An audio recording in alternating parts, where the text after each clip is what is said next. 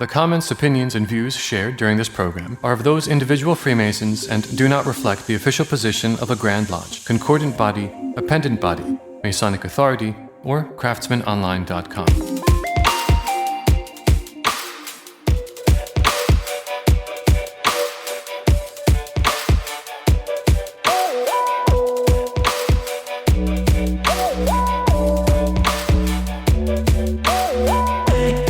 Hey, welcome back to the Craftsman Online Podcast, the only Masonic podcast endorsed by the Grand Lodge in New York. I love saying that, and I love that they love us, and can you feel it? It is the month of love in February. I'm your host, Right Worshipful Brother Michael Arce, and I'm just looking for someone to hug on this edition of the podcast. I do want to thank all of our Patreon subscribers. Man, you are coming through big, and we love you. What do you get? Just $7 a month. It gets you access to all of the episodes of the Craftsman Online Podcast without commercials. And that includes the subscriber extra episodes where we get some bonus time with some of our guests. If you want to get started, you can open up the episode description on your player, check out the show notes, and bang, there's a link to get to us on Patreon at the Craftsman Online Podcast. Well, this was a year of growth for us as we bring in this week's guest. He is a fellow Craftsman Online podcaster and dear friend, host of the podcast A Mason's Work. And it's funny, he brought some visual aids. So it's like show and tell with brother Brian Mattocks this week. Hey, Brian. at least for today. And if you've been listening to his podcast, which I know you have, you're enjoying the every other day or every couple of days, the 7-minute, dose of how do I take Freemasonry and take those principles and those values and everything that we talk about in our ritual and our meetings and our lodge, and how do I incorporate this into my everyday life? And then Brian had a 3D printer and a really cool idea and brought the two together with a lot of the symbolism that we have. And the deck that we'll be featuring tonight when we go hands overhead display, which he has the cool capability to do that on his end, as we work through this, yes, you are able to get this. The website is amasonswork.com. We're also going to make sure that that simple amasonswork.com link is in the notes for this episode, so you can just click and start ordering this and get it for yourself, for brothers of your lodge, or just an excellent gift. I do want to say I received mine a while ago. I opened it up because I was very curious, but I have not gone through any of the exercises. Before we get into talking about this, I do want to say thank you very much. It was touching. You don't get handwritten personal notes very often, especially ones that are embossed with the square and compass, class act.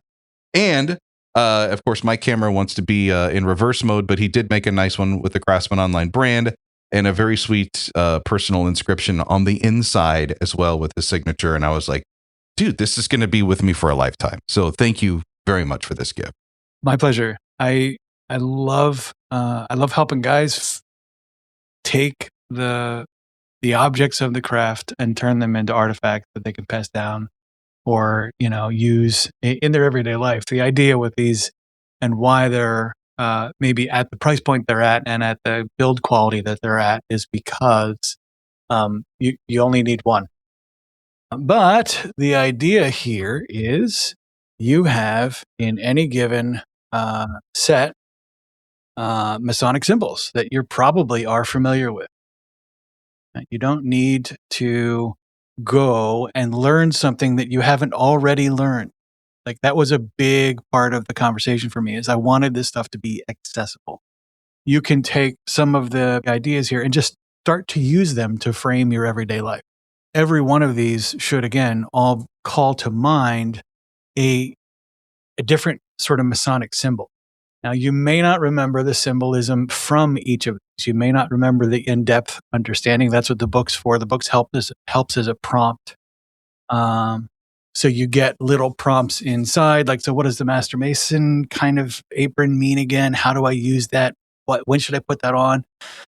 Do I ever stop being an entered apprentice, right? So a lot of guys haven't done maybe the reflective, contemplative sort of process here. And what I wanted to do when I saw all this stuff was I wanted to develop a Masonic contemplative practice that did not require anybody to have deep repositories of background knowledge. The Masonic language is perfect in a lot of ways, more perfect than most of the other contemplative languages out there because it's craftsman language. It's language that's accessible by its very nature. The tools, you can pick them up and without a ton of background, think about them for just a couple of minutes and get to, this is how I need to use this to solve the problem I'm trying to turn, right? So the book is there as a prompt. It's not, obviously, like all disclaimers, it's not endorsed by any Grand Lodge. So it is not the definition for what any of these things are, but it's a reasonable interpretation, I think, that you could get to in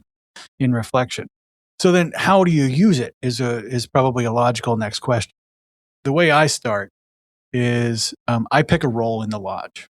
So the lodge is modeled after a working environment.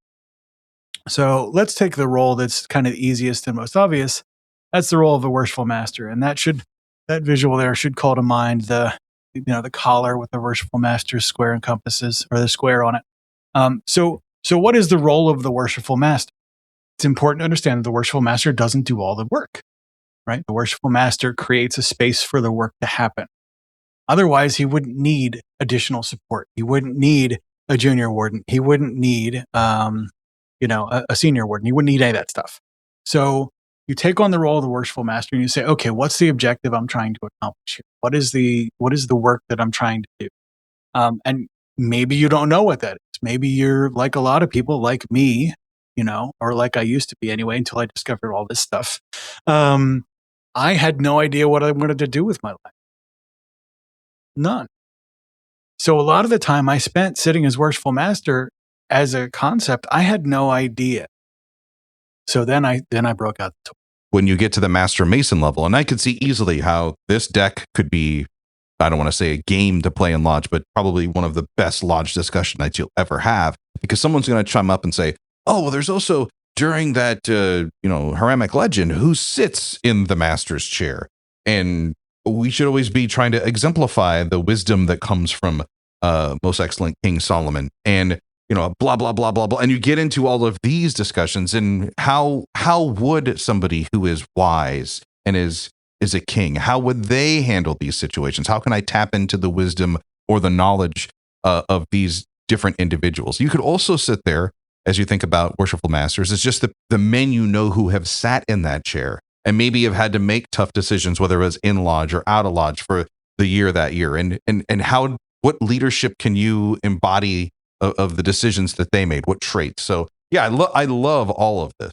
So the idea is, you sit down and maybe you're struggling to figure out what your purpose in life is. And that's like a regular occurrence for a lot of folks, particularly the younger men who haven't kind of come to that level of self-awareness yet, where they're like, this is really my jam. So sit as worshipful master and say, okay, what's my situation? What am I trying to do with myself? I know, for example, maybe I break out my trowel as the worshipful master and say, okay, listen, the one thing I definitely know is that whatever I choose to do from a vocational perspective, it has to be filled with care. Right? Some guys, I'm going to pick a profession that is, traditionally, and sarcastically soulless, right? Some guys grow up and go, I want to be an accountant. So maybe the trowel isn't their jam, right? Maybe they move to a different tool. For all the accountants out there, I apologize. I'm just having fun. But you get the idea that as worshipful master, as a role play, some of these tools are going to resonate with you more than others. Which ones are you rejecting? Which ones are you keeping? Which ones are you working with? Which ones are you avoiding? That conversation alone is the journey of a lifetime if you spend time thinking about it. But let's say, rather than trying to plot the course of your life as worshipful master, maybe you're confronting a situation. Maybe you're looking to earn a little more revenue, right? Who isn't these days? So that's a different job altogether, right? That's the treasurer's job. So the treasurer's job is going to manage resource and help figure out, how all the resources and whether or not you're getting your ROI and all that kind of stuff. The treasurer can use the entire suite of tools as well. So you can sit as a treasurer, as a mindset, and go, hey, if I'm looking for more revenue, what have I done? The 3 Knocks are a great example of that. What have I done to seek more revenue? Who have I asked for help? And what actions did I take to get it? Right? And And I'd love to tell you, like, this was something I sat down and, like, this is all in the ritual. It's about 5 minutes deep in some reflection, and you go, I can get there. I didn't invent anything. This is all in there, baby. It's like Prego. So, for the for the younger guys, it's based on an old tomato sauce commercial. But it's all in there. What it's not, or what it wasn't for me, was actionable. And this is the beginning of the process of taking all of this apparatus, the lodge as concept, the symbols as tools, and breaking them down in a way that lets me put all of my thinking out in front of me and move those thoughts around without all of the discomfort of trying to figure out what I'm thinking or feeling. I'll get to that too at some point. Like, that's an important part of the discovery process. But if I have it in front of me, I can do the work first. Everything I make at A Mason's Work is designed around Masonic symbols that can be used to help you become a better person. That is everything. These little chips here, this little let's talk later chip. This is a chip that I give to somebody when we're in the middle of, that open meeting stuff before dinner or after dinner or whatever. When somebody does something and I'm like, hey, maybe I need to give him a little bit of counsel, I just put this chip in his hand so I don't have to try and correct his behavior right away. Or if I have a business thing, right, where I want to talk to him later about lodge business because he brought something up in conversation, but now's not the time, this is going to help me have those conversations so I can get better at correcting it in private and celebrating in public. Everything here, all of these tools are all designed to help you become a better Mason, become a better. One thing I can't wait for is, now that I have this deck, is to jump into Masonic education. I can't wait until we obligate a new man, a new brother, or we're getting ready to pass an EA to Fellowcraft, or even get ready to raise a Sublime Master Mason, because this is going to be the highlight of the end of our, okay, you've displayed proficiency. Now let's have some fun. Let's actually have a snowball fight here. Let's toss this back like you would with Dad with the ball in the backyard. Like, let's do this. Let me give you this. I'll take this. Let's build this conversation, because it is tough sometimes to get into esoteric or philosophical or higher level conversations with guys just by saying, okay, so the 24-inch gauge, how would you practically use that in your life? Like, we've already got the pre-programmed answer of what I started with was, well, the ritual says this, but if you really tried to do that, it would pretty much be impossible. But here's how you could make it work if you think about it this way or that way.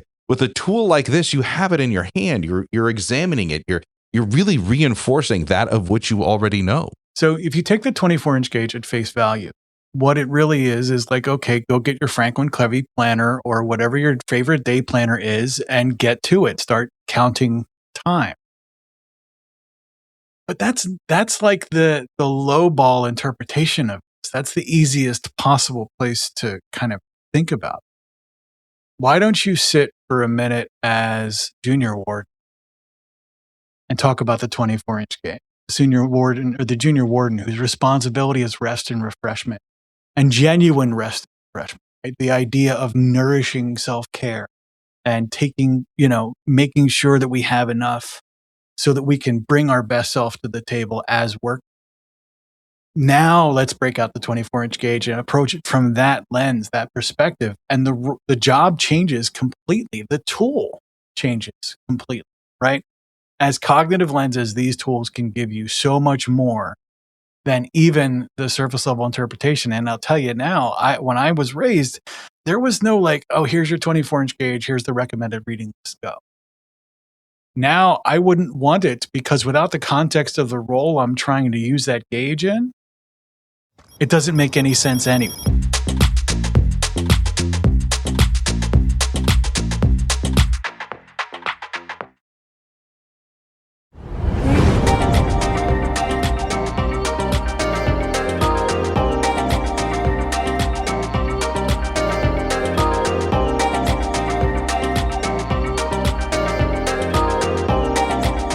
And tools like this make Freemasonry fun, because I always say, hey, look, dude, if you can't do the basic proficiency of whatever the catechism is or whatever the learning is that you have to do to display that you're an entered apprentice before you can move on.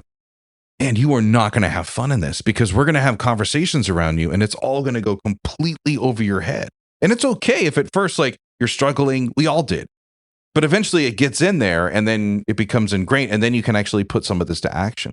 So, like, for example, one of the things I noticed with your deck, and I'm just going to hold up some of the ones that you made for me, is they come apart. It's like a 4D and you can lay them. And unlike playing cards, I can lay this and kind of make my own Masonic hand. And it was so fascinating because, for example, the letter G, I think in every jurisdiction, we all have that very famous lecture about the letter G that comes at a certain part in the degree, which then you could lay the compasses on top of it. And you could then put the square on top of the compasses. And then this empty frame here, which was my favorite, like this is the Freemason frame. And then you put all of this together and you're like, okay, take these 4 things and what does this, break them apart, put them all back together. What does this represent to you? Like, this is going to be such a fun conversation tool to have with Brothers in Lodge. I can't wait. What I think more than anything, and just by virtue of that kind of sentiment alone, I want to hear about it now. And because we have the deck, we have a language to talk about it. This is not merely the contemplative practice, which in and of itself, as a secular contemplative practice, is just richer than anything I have found. And I'm going to toot my own horn here, but as a secular contemplative practice, it's amazing. As a shared vocabulary, it now has the ability potentially to compound efforts in a way that we really don't take advantage of. But this lexicon is so capable and so valuable.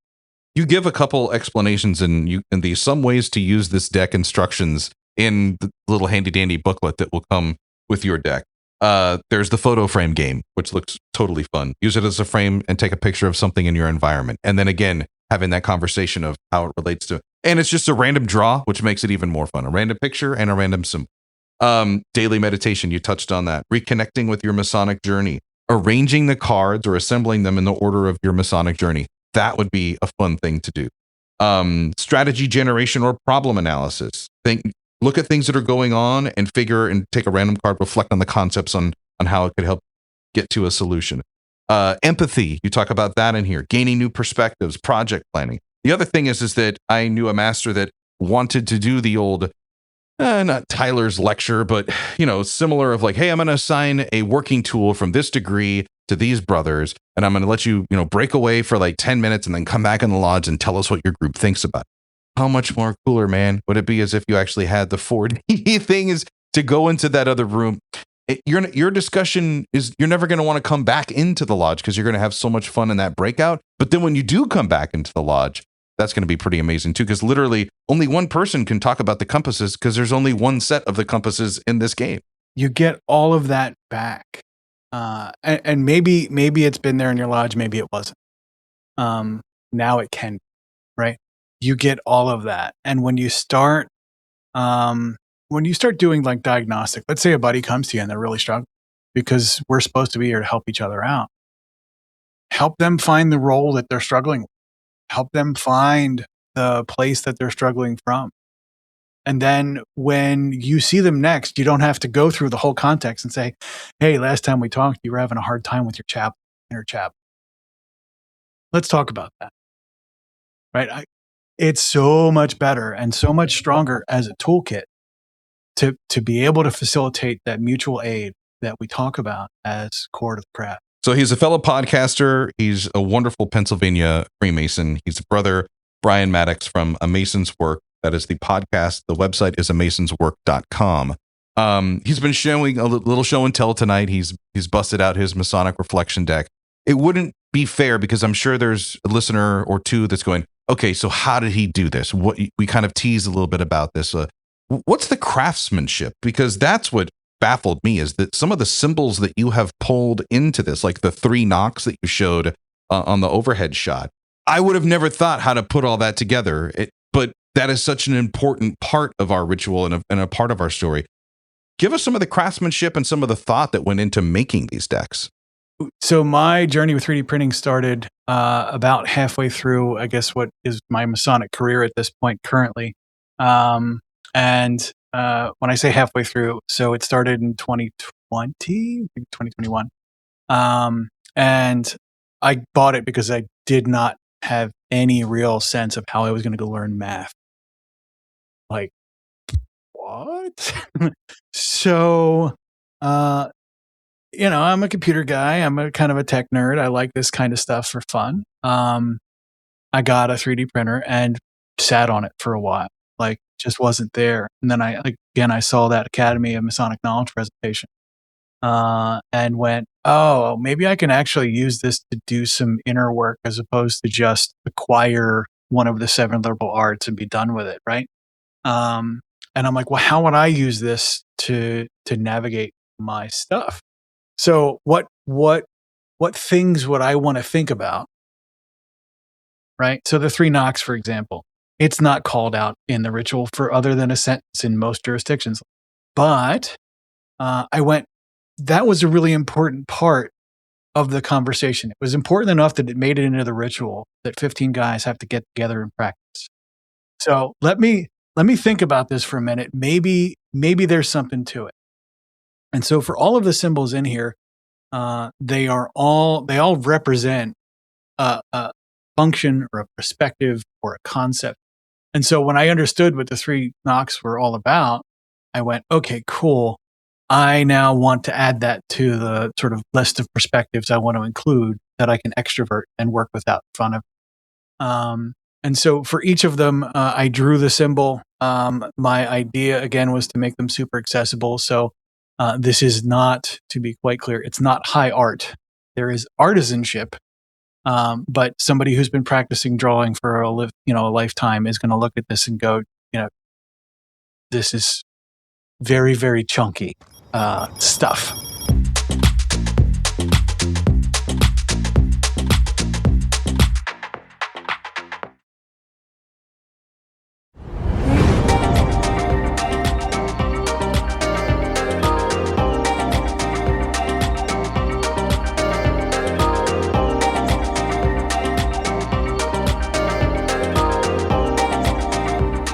The fact that things overlay in a, what is it, 3D? I don't know if I'm saying this right. Is it a 3D printer or a 4D printer? I don't have one, obviously.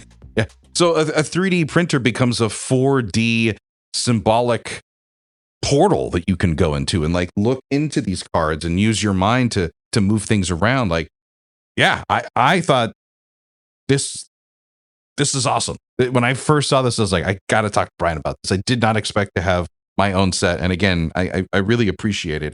I know I'm not the first brother that you've shared this with. I'm wondering who the first person was and how you said, hey, I had this crazy idea. Just walk with me here. What do you think of these? I made it for my lodge. So I actually, it's custom in my district or my jurisdiction to give the worshipful master to give a gift to the brethren on their birthday. And so I heard that. I thought, wow, this is cool. I went into the East and I made one for every one of the brothers in my lodge. So I brought about 50 to 100 of these to the table, knowing that most of the guys, some percentage of the guys weren't going to show up. And I started giving them out and to people that seemed like esoteric or introspective thinkers in my jurisdiction. And I got it in the hands of, or at least conceptually in the hands of a couple of fellows from the Masonic Light podcast. And they just, they said, well, just be prepared to make a ton of these things. And I was like, I wasn't happy with them. They were good, but not like amazing. So let's, work on it. And so then I spent the next kind of 8 months after that being on that show, honing what I wanted to say and how I wanted to say it. And the deeper I went into it, the more I explored, just like everything, the further you trace it, the easier it become, right? The further I went, the more parallels I found in modern psychology, in the wisdom traditions, in all of these, places where we store wisdom and knowledge as a people. And I said, the only thing that was missing for me for any of this was just the accessibility component. So by drawing these out and making them accessible, I get past some of the difficult spots. The cards are one thing. These coins are new. These are all role-based coins because in writing the book, I'm now working on the full-blown book, not the little guy here. This is more like a prompt, setup. The full-blown book, which has the scientific underpinnings of what I'm doing, has all of the call-outs to the various therapeutic, practices that inform all of this work. I said, I need to better develop the protocol. We need the roles, right? So your jurisdiction will vary. My jurisdiction has some very interesting sort of roles and titles that you don't find in a lot of lodges. Like a person really knows what that is. I was going to say that's the first one that comes to mind. I don't even know how to say it correctly. Try and spell it. Google. I know it's Google gives you PUR 50-50. Yeah. Google gives you 50-50 on whether or not you can actually spell that. But when I was at Masonic Week last year, some guys were like, hey, listen, if you could come up with something to help me do floor work, I'd like to buy like little tokens just for that. So I said, okay, well, here's where this goes anyway. So let me cook these up. Again, the idea is you take on these roles, and every one of the roles in a working lodge is a different perspective. That's the one thing that a lot of guys don't get. This is not ceremonial only, right?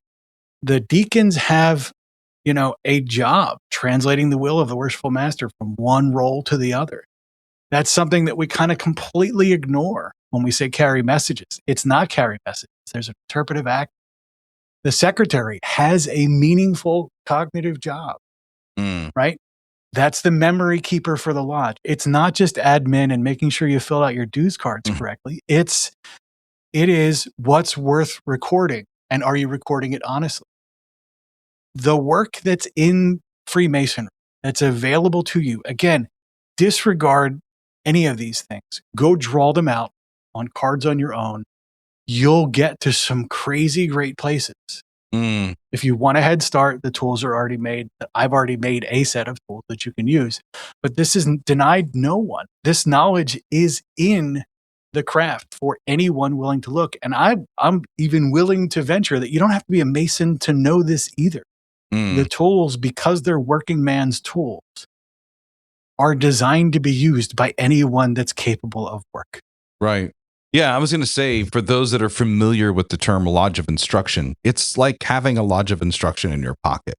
And that's what I was just blown away with this, because having these deeper discussions, and you hit it like right on the head, man, like having a discussion about roles, the actual physical roles during a degree, where you're supposed to be. No, you need to walk with this person. No, your shoulders need to touch at this point. You need to be here by the time this person finishes saying that, or otherwise we look. But then we get into the deeper part of like, why are you doing this? And what is the meaning for this? And yes, of course, it's for the brother that is going through this, or the candidate that's going through this, or the brothers that are watching, or just for yourself. But also there's this other deeper, and you can start going into the layers of all of this. And tools like this take those very difficult and sometimes complex conversations to have and make it so easy that anybody can get it. And then you can start having the real exchange of like, okay, well, hey, thanks for sharing this with me, because now when I think about this, I think about this, or that. And you're like, awesome. Whatever it takes, you've got it. And we're making a connection, and it's happening. And that connection, that deeper connection, empowers the ritual. So we do a lot of things backwards in the craft writ large. And I don't want to get into a deep meta conversation about it, but one of the things we do is we correct the ritual side of the conversation, not the understanding sentiment kind of side of the conversation. If a guy knows why he's saying what he's saying, he'll care a lot more about getting. Yeah, meaning. And so this helps you get to that meaningful understanding. You hit the nail on the head there. That meaningful understanding, and it elevates the experience, not just for you as an individual, but for everyone around you. The more you understand, the more you can deepen your own experience of the craft. And again, I'm not looking for, the interpretation of somebody, 100 years dead. I'm interested in what it means to you, Brother Arce. Like, what does this mean to you? Because you're in my lodge. George Washington, regrettably, is not in my lodge. He's never going to be in my lodge, and he has performed all of the masonry he's ever going to perform. The guy in my lodge, I want to know his function. I want to know what tools he's working. I want to know what he's working on. Because if I can make the investment in the guy in the room, rather than perhaps the deep investments in the historical context, there's guys that love that, and I'm not trying to say it's not valuable. But I'd much rather work with the guy in the room because he's the guy that I'm going to need help from. George Washington, when I'm struggling with, something in my career or my work, he can't show up and be like, Brian, you should have zigged instead of zagged. Let me help you with that flat tire, Brian. I got you. Yeah, exactly. Yeah. And so this is a craft for living men that want to embrace that and do the work with other men. All right, let's talk about a Mason's work. We introduced you as a new part of our Craftsman Online podcast team in December, which seems so far away. We got through the holidays, we're into the new year, and I've been digging this, listening to your episodes. And when I received this deck and was, I looked at the very kind letter that I mentioned that you wrote for me and the inscription on the inside, and kind of cheated and started looking into the little book and seeing what some of this stuff was about, it really gave me more context about the episodes that you're sharing. And when I talk to people about what a Mason's work is, I tell them, okay, so it's Brother Brian. He was kind of this frustrated Mason that, he wanted to talk about these things and he just couldn't find the people to talk to. So he just turned it into a podcast. And his whole mission is he wants to take all of those things that we talk about in our ritual and it really not just bring them into everyday life, but drag you kicking and screaming into realizing that you can do this in everyday life. And it doesn't have to be this torturous thing to be like, oh, I must walk uprightly and be a Mason because I am a Mason. We have a lot of knowledge and depth of wisdom in the craft if you look for it. And a lot of folks are practicing it on a daily basis, but they haven't reconciled that practice back to the tools they use. And because they've not taken that connection backwards, they can't teach it to somebody else. So why would you form a community of practice where you can't meaningfully talk to each other about the practice itself? The podcast is designed to help folks contextualize some of the knowledge and hear about what happens when you use it. Hear about what happens when you use it wrong. Because I have, for as much as I've done a lot of work on this, I am regularly screwing this up. And I have no problem telling folk, like, I missed it this week, or I used this tool. I learned the lesson of this tool because I did it wrong for a long time. And here's what this tool is capable of teaching. And that's really the design of a lot of podcasts. Kind of an overview of the tool, an overview of the roles, perhaps in the lodge, an overview of some of the fundamental underpinnings that the Masonic education provides. There's a ton of not just the role-based or the tool-based application, but there's a lot of pretty explicit rules about the way the world works embedded in the craft that we don't really hear a lot about. You may remember some of it maybe from the Middle Chamber lecture if you're in the Preston Webb jurisdiction. If you're in the Pennsylvania jurisdiction, you'll hear about it alluded to more than anything else. But there's a ton of bedrock sort of reality shaping truth that is embedded in every one of these symbols and across the craft writ large. And so the Mason's Work podcast is designed to serve this.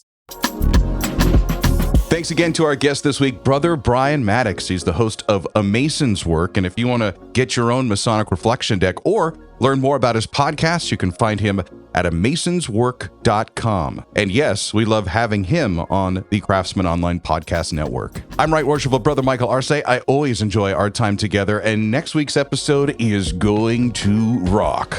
Literally.